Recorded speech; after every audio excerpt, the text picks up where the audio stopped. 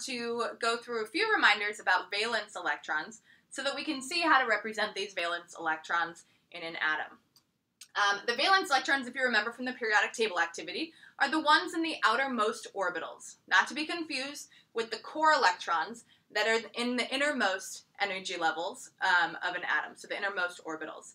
The valence electrons are really the ones that we care about. Because they're on the outside, they're the ones that are actually participating in chemical bonding with valence electrons of other atoms, okay? So because they're on the outside, those are the ones that are going to bond. They also determine, because of that, the chemical properties of an element. So remember that elements in the same group or family have similar chemical properties. That's because they have the same number of valence electrons. And we remember that the group on the periodic table actually identifies how many valence electrons atoms have. So all of them in the first group here have 1. In the second group, 2, all the way up to 8 on the very right. The noble gases have 8 valence electrons. And we see that there's a max of 8 valence electrons that any atom can have. They want to have 8 because when they have 8, they are stable like noble gases. They won't really react like noble gases. So atoms will bond until they have 8 valence electrons. They will bond with other atoms until that happens, so that then they are stable. We'll see that when we get to chemical bonding. But first we want to take a look at the electrons and how we represent those valence electrons that are in an atom. We use Lewis dot structures to represent them, and the Lewis dot structures show the chemical symbol of the element surrounded by the valence electrons. Here's my example down here. I have the chemical symbol and pairs of valence electrons all the way around. Notice that there's no more than 8 valence electrons represented here because there can't be more than 8. They have 8, then they're a noble gas and they're stable. When we draw these Lewis structures, there's a few steps we're going to follow according to the principles that we saw in that Pogel activity. The first is that once we write the chemical symbol, we're going to determine the valence electrons, which we're going to use the periodic table to do. What group are they in? That tells how many valence electrons. So if we're looking at nitrogen, how many valence electrons does nitrogen have? Okay, 5. We would draw 5 valence electrons in our Lewis structure. We're going to pair the first 2 electrons, if there are at least 2 electrons, on the right of the Lewis structure. They're going to go where these 2 electrons are inside the green circle. These represent the s orbital electrons. Now remember, according to Aufbau's principle, electrons don't go up an energy level until the lower energy levels are satisfied, which means this s orbital will need to be filled completely before these 3 representing p orbitals can have any electrons in them. Then, once these 2 are paired up and filled, we fill the rest of the electrons as singles until they have to double up. Remember, Hund's rule says they don't want to double up if they don't have to, so they will be added as singles all the way around until they have to double up, okay? Now, we're going to see this in a second and how to actually draw this. But we want to look at some characteristics of electrons. We like to say that electrons are lazy, selfish, and antisocial, giving them human characteristics here. I'll tell you why. They're lazy because they fill the lowest energy levels first, according to Aufbau. They're selfish because only 2 electrons can go into each orbital. We just saw that in the Lewis structure where there were no more than 2 electrons in each of those orbitals paired up. And they're antisocial. They only double up when they have to, kind of like you on an airplane. You're not going to sit next to somebody on an airplane if you have the choice, unless you have to, unless there's no completely empty rows, right? So, we're going to use what we learned from the quantum mechanical model about principal energy levels and sublevels to figure out how to write electron configurations. Now remember from that video, we have 7 principal energy levels, and they're really represented by the row that atoms are in. So hydrogen and helium only have electrons in that first principal energy level. This second period has electrons in the second principal energy level.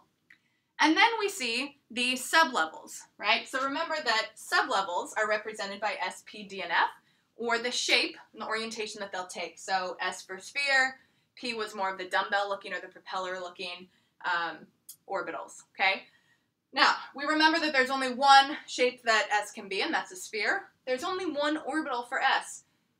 Each orbital, by definition, can only hold 2 electrons. So if there's one orbital, it can hold 2 electrons. Then there's 2 max electrons that can fit into an s orbital. We also see that this s block is represented on the periodic table by the first two columns. These two columns actually represent the s block, and we're going to use that when we read the periodic table to write electron configurations. The p orbitals, or the p block, has 3 possible orbitals. Remember, this is like the sunny and the pink room. There are 3 possible orbitals. If each orbital can hold 2 electrons, that gives us a max of 6 electrons in that p block. The d, we're going to see 5 different orbitals. 5 times 2 gives us a max of 10 electrons in the d block. And f, hopefully you see a pattern. How many orbitals can there be in an f block? 7 orbitals, which gives us a max of 7 times 2, or 14 electrons. I've gone ahead and labeled the periodic table to represent this, because as we see, if these 2 are represented by s, the 6 electrons that can fit into a p block are actually represented by these 6 groups right here. This whole side, 13 to 18, is the p block. The 10 electrons from the d block are represented by these 10 groups in the transition metals, which I've labeled here D. And the F14 electrons are actually represented right here in the F block, which is 14 electrons in the F block. I recommend you label those on your own periodic table so that you have those. Now, to draw these Lewis structures using these principles of electrons, we have magnesium here. We look at magnesium on the periodic table. It has 2 valence electrons because it's in the second group, and those 2 electrons pair here on the right. There's the Lewis structure.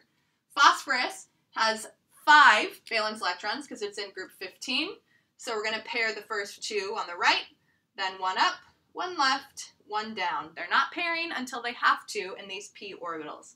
And that's phosphorus with its 5 valence electrons. Argon is in the noble gases with 8 valence electrons, so the first 2 pair on the right, and then top, left, down. Now they're going to pair because they have to. Top, left, and down. And there's our 8 valence electrons represented in the Lewis structure for argon, a noble gas. All right, so the last one that we want to take a look at is actually writing the electron configuration for all of the elements on the periodic table.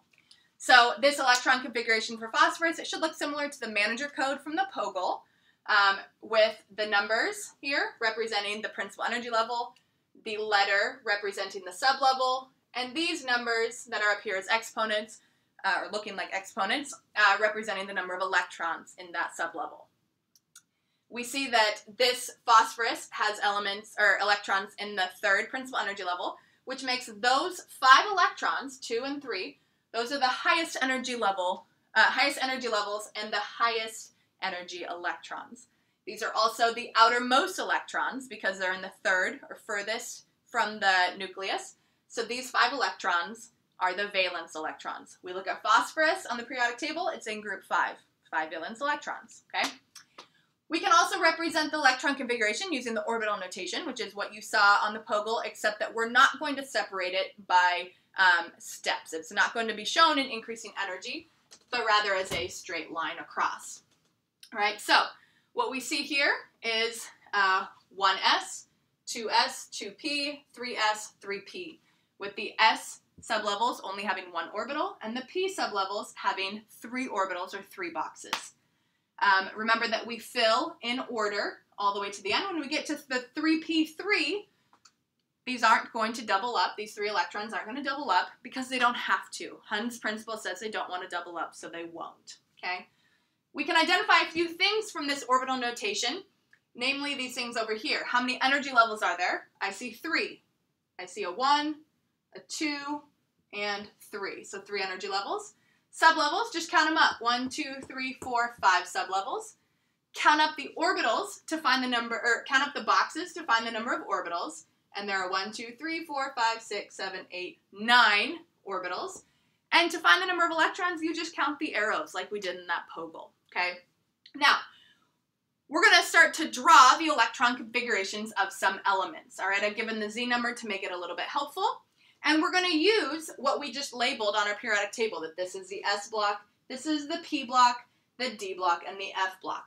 Some things to know that are going to be helpful is that when we get to the D and the F blocks, D is going to drop 1 energy level. So even though these electrons right here are in the 4th principal energy level, they are actually 3D even though these in the F block, F is going to fall 2 energy levels. So even though these in the F block actually belong here in the 6th principal energy level, 6, these are actually 4F. Falls 2 energy levels from 6 to 4, okay? So we're going to keep those in mind when we get to something bigger like zinc down here. Let's look at magnesium first. We see magnesium on the periodic table as atomic number 12. We're going to read this periodic table in increasing atomic number, and that will help us figure out what the orbital notation and electron configuration of the element is. So we see first is principal energy level 1, block S, and there's, even though helium's over here, it really kind of falls in the S. So there's 1s2. So I'm going to go 1 up arrow, 1 down. Then we get to here, lithium. This is energy level 2, block S, 2s, and there's 2 electrons. That gets us to the electrons of beryllium. We're trying to get down to magnesium. We follow energy level 2 to the P block. So we have 2p. There's 3 boxes because there's 3 orbitals. And all 6 electrons are going to be represented here. Up, up, up, down, down, down. And then we get to 3s. And we see that there are 2 electrons here. So we represent the 3s with 1 box, up and down arrows. If you count the electrons, you get 12 electrons, which is the atomic number of magnesium. We can also represent the configuration the same way, except that we write this out. 1s2, 2s2, 2p, 6 electrons, 3s, 2 electrons, okay? For aluminum, aluminum is only 1 electron past magnesium. So we're going to have the exact same configuration or orbital notation as magnesium with 1 extra electron, okay? So 1s2, up, down, 2s2, up, down, 2p, 6, so up, up, up, down, down, down. Then we're down to the 3rd energy level. We have 2 electrons, so 3s2. And aluminum is the first electron in the 3p block. So there's only going to be 1 electron there. We can also write this out. 1s2, 2s2, 2p6, 3s2, 3p1. Okay? Something bigger like zinc is going to take us into the D sublevel here. So let's take a look. Zinc is atomic number 30, which is right here on our periodic table.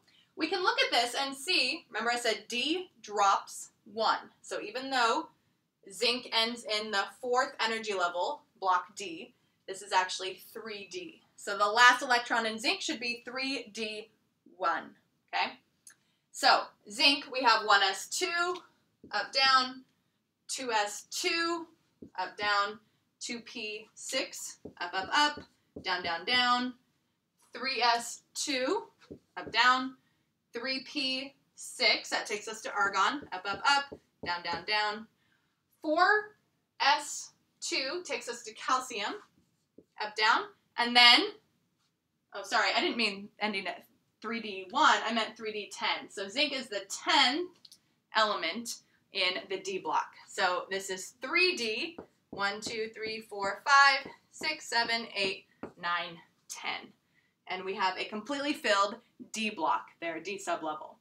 Now, the last thing is we can also write abbreviations for larger configurations. So something like cadmium, number 48, or polonium 84. How we do this is we find the closest but smaller noble gas and write it in brackets. So let's see. Cadmium, number 48, the noble gas right before it is krypton. So we're going to write krypton in brackets, Kr. And then finish off the remaining configuration.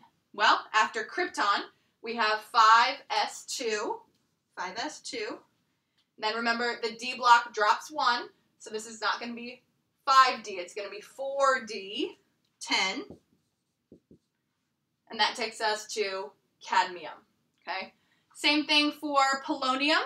Polonium's right here. The lightest noble gas before it is xenon. So we have Xe. And then we finish this off. We have 6s2. F belongs right here. So this is not 6F. It's -2. 4F. 14 electrons fit there. Then D, it's not 6D, it's 5. 1 less. 5D10. And we end with P4. So 6P4.